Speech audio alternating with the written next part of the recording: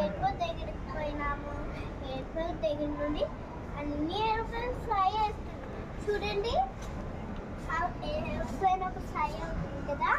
ఈ బస్సులు ఉన్నాయి కదా, బస్సు ఏరోప్లేన్ దగ్గరికి తీసుకెళ్తుంది.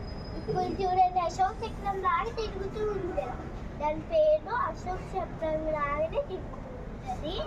చూడండి, కానీ అశోక్ చక్రం ఒకటి తిరుగుతుంది. చూడండి, ఆడినప్పుడు ఒక్కటి రౌండ్గా తిరుగుతూ ఉంటుంది, ఫ్లై అవుతున్నప్పుడు కూడా రౌండ్గా తిరుగుతుంది, ఆగిపోతుంది ఫ్లై. చూడండి, ఇప్పుడు కిందికి ఇట్టు ఉంటాయి కదా పంచలాగా, అది పచ్చుంటారు అనమాట.